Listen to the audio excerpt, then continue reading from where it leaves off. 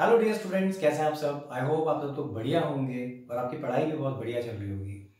आज की वीडियो में हम पढ़ने वाले हैं क्लास 11th का एक टॉपिक अकाउंटेंसी का, जो है बिल्स ऑफ एक्सचेंज। सो इस वीडियो में हम पढ़ेंगे कि आखिर बिल ऑफ एक्सचेंज का मीनिंग क्या होता है, क्या नेगोशिएबल इंस्ट्रूमेंट एक्ट 1881 डिफाइन करता है बिल ऑफ एक्सचेंज को। साथ ही साथ प्रॉमिसरी नोट के बारे में हम पढ़ेंगे और जानेंगे कि कैसे हम अकाउंटिंग करते हैं बिल ऑफ एक्सचेंज की। सो अगर आप हमारे चैनल पर नए हैं और पहली बार आए हैं तो मैं कहना चाहूंगा कि हमारे चैनल को सब्सक्राइब करें, वीडियो को लाइक करें, अपने फ्रेंड्स के साथ शेयर भी करें, बिकॉज हम टाइम टू टाइम बहुत सारे इन्फॉर्मेटिव वीडियोस लेके आते रहते हैं।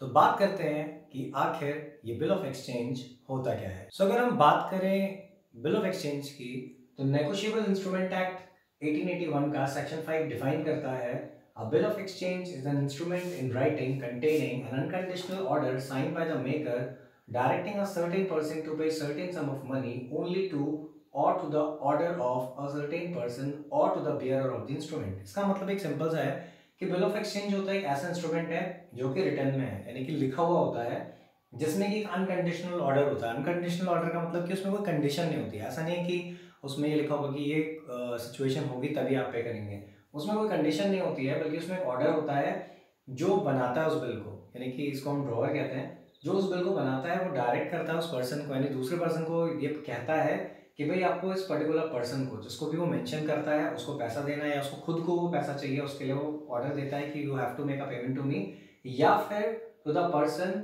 Who is bearing that instrument. Bearer of the instrument का मतलब है कि जिसके पास फाइनली वो इंस्ट्रूमेंट होगा। फॉर एग्जाम्पल, अगर बिल ऑफ एक्सचेंज मेरे पास है तो मैं बेयरर ऑफ इंस्ट्रूमेंट हूँगा, और मैं उसको अगर, यानी कि जिसने भी वो बिल ड्रॉ किया था, यानी जो ड्रॉअर था, अगर वो ड्रॉइंग को ऑर्डर देता है कि उसे अमाउंट पे करनी है, और किसे पे करनी है, मुझे, क्योंकि अगर उसने बिल इंडोर्स कर दिया, मेरे पास आ गया, तो अमाउंट मुझे मिल जाएगी। So this is the concept of bill of exchange. अब अगर हम बात करें नेगोशिएबल इंस्ट्रूमेंट की, तो ये जो वर्ड है नेगोशिएबल और इंस्ट्रूमेंट, नेगोशिएबल का मतलब होता है ट्रांसफरेबल, यानी विच कैन बी ट्रांसफर्ड, और इंस्ट्रूमेंट का मतलब है इन रिटर्न। तो आप ये समझ सकते हैं कि something which is in return and which can freely be transferred to another person is called negotiable instrument. ये नेगोशिएबल इंस्ट्रूमेंट एक्ट 1881 का है, ध्यान रखिएगा। और इसका सेक्शन 5 जो है वो डिफाइन करता है बिल ऑफ एक्सचेंज को, क्या क्या बिल ऑफ एक्सचेंज क्या होता है। अब अगर हम बात करें बिल ऑफ एक्सचेंज में कौन कौन इन्वॉल्व होता है, तो यहाँ पर एक पार्टी जो है बिल ऑफ एक्सचेंज में, that is drawer. Then next, that is drawee, and the last one, that is payee। अब आखिर ये ड्रॉअर, ड्रॉई, पेई जो है वो कौन है। So ये जो ड्रॉअर होता है, he is the maker of bill, यानी जो ड्रॉअर है ये कौन है, इसने ही वो बिल बनाया होता है, इसने ही वो अनकंडीशनल ऑर्डर उसमें दिया होता है कि अमाउंट किसको पे करनी है। अब आखिर ड्रॉअर है कौन, ये वो है जिसने कि क्रेडिट ग्रांट किया है। फॉर एग्जाम्पल मान लेते हैं ए ने बी को गुड्स सेल करे, वो भी क्रेडिट में, तो यहाँ पे जो ए होगा वो बिल बनाएगा और बी को भेजेगा। ठीक है, यहाँ पे बिल का मतलब वो बिल नहीं है जो आप समझ रहे हैं कि प्रोडक्ट खरीदा हमने और उसके बदले में जो हमें मिलता है, दैट इज इनवॉइस। यहाँ पे बिल का मतलब है कि ये जो नेगोशिएबल इंस्ट्रूमेंट है वो। सो यहाँ पे क्या होगा, ए जो है वो बिल बनाएगा, बी को भेजेगा, और बी जब उसे एक्सेप्ट करेगा तब जाके वो एक बिल ऑफ एक्सचेंज में कन्वर्ट होगा। तो ये आपको ध्यान रखना है कि बिल ऑफ एक्सचेंज वो तभी बनेगा जब उसको एक्सेप्टेंस मिलेगी। तो यहाँ पर ये आपको समझ में आ गया होगा कि ड्रॉअर कौन है।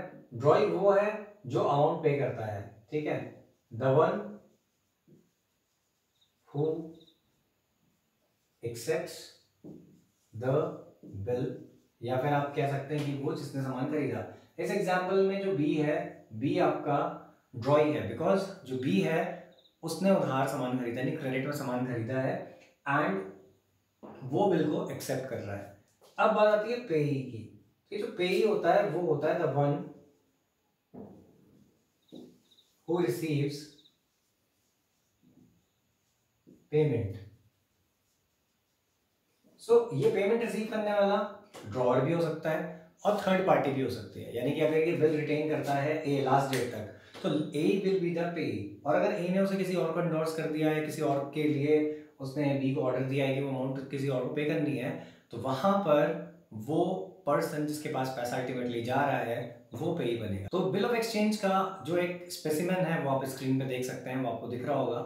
इसमें जो आपका राजीव है, राजीव को वो अमाउंट मिलनी है, तो यहाँ पे राजीव कौन है? पेई है। और ऑर्डर कौन दे रहा है? मोहन ऑर्डर दे रहा है सोहन को, क्योंकि सोहन ने उससे कुछ खरीदे होंगे मोहन से। तो जो मोहन है, मोहन ने ऑर्डर दिया है सोहन को कि उसे अमाउंट पे करनी है, और किसको पे करनी है? राजीव को पे करनी है। तो यहाँ पे राजीव जो है वो पेई है। तो अब बात कर लेते हैं कुछ एडवांटेजेस के बिल ऑफ एक्सचेंज की। सबसे पहले एडवांटेज है facilitates credit sale and purchase of goods.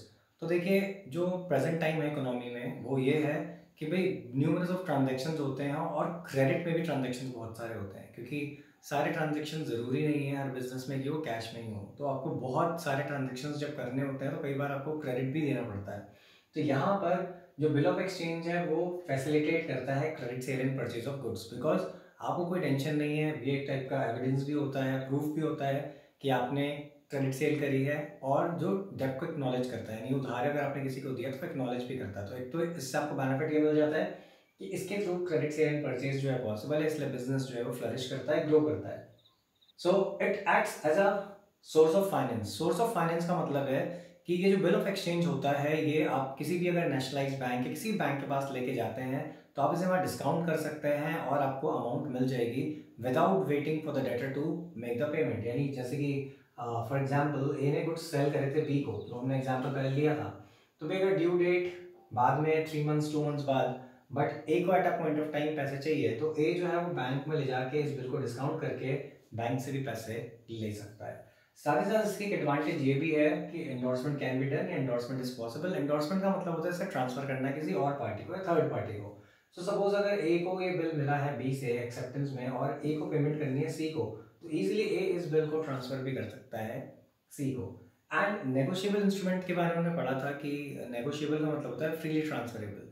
तो आप इसे न्यूमरस टाइम्स ट्रांसफर कर सकते हैं until the date of maturity comes. यानी फॉर एग्जांपल अगर एक बिल है जो कि 3 मंथ्स बाद ड्यू है, तो आप उसे जितनी बार चाहें अनलिमिटेड टाइम्स आप उसे ट्रांसफर कर सकते हैं किसी और को। अब जब बात हो रही है बिल ऑफ एक्सचेंज की, तो प्रॉमिसरी नोट को कैसे भूला जा सकता है?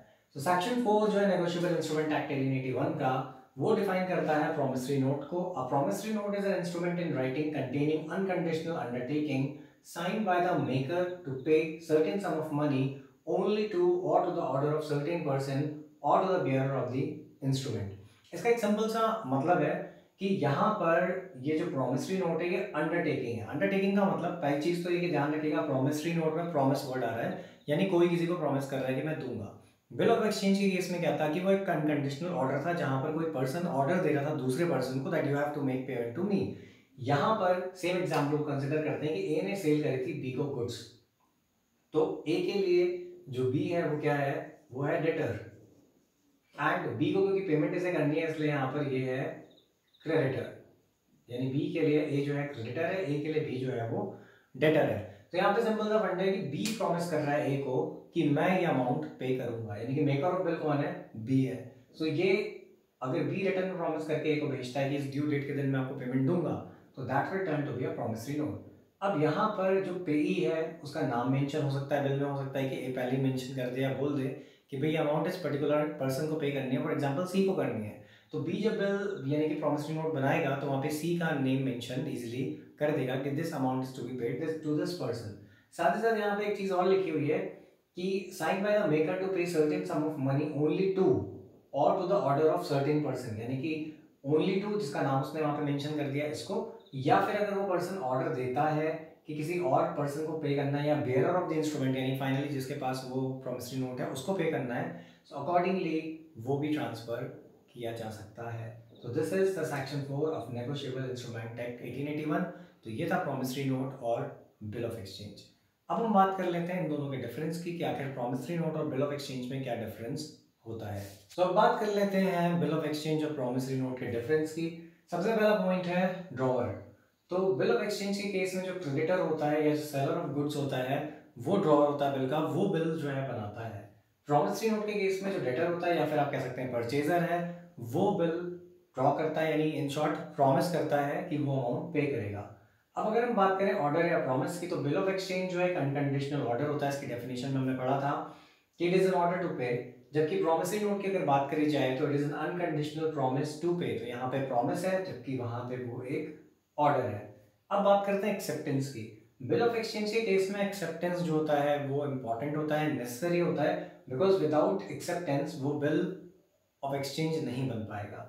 जबकि यहाँ पर it does not need any acceptance. Promissory note के केस में कोई भी एक्सेप्टेंस की रिक्वायरमेंट नहीं होती, बिकॉज वो प्रॉमिस टू पे होता है, तो किसी ने प्रॉमिस कर दिया तो वहीं पे वो वैलिड होगा।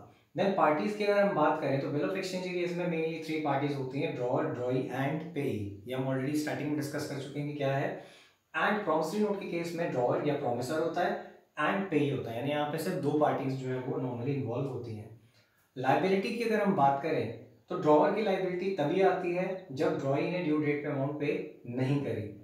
एंड इस केस में यानी कि जो आपका प्रॉमिसरी नोट है वहां पर प्रॉमिसर की ही प्राइमरी लाइबिलिटी होती है, बिकॉज जो प्रॉमिसर है वो खुद लाइबल है उस अमाउंट को पे करने के लिए। तो यहाँ पे किसी और की लाइबिलिटी नहीं है, बट यहाँ पर ड्रॉअर की लाइबिलिटी तब होगी जब ड्रॉई अमाउंट पे ना करे। फॉर एग्जाम्पल, अगर बिल आपने बैंक से डिस्काउंट करवा लिया या फिर मान लीजिए आपने किसी को एंडोर्स कर रखा है और ड्रॉई जो है वो अमाउंट पे नहीं करता, तो कौन पे करेगा amount? That will be the drawer of the bill. So आज की वीडियो में इतना ही। अगर वीडियो आपको पसंद आया तो वीडियो को लाइक करिएगा, चैनल को सब्सक्राइब करना ना भूलिएगा और साथ ही साथ बेल नोटिफिकेशंस को भी सब्सक्राइब करिएगा ताकि वीडियोस अपलोड होते साथ ही सबसे पहले नोटिफिकेशन आपके पास पहुंच जाए, क्योंकि हमारे चैनल पे बहुत सारे informative videos time to time आती रहती हैं।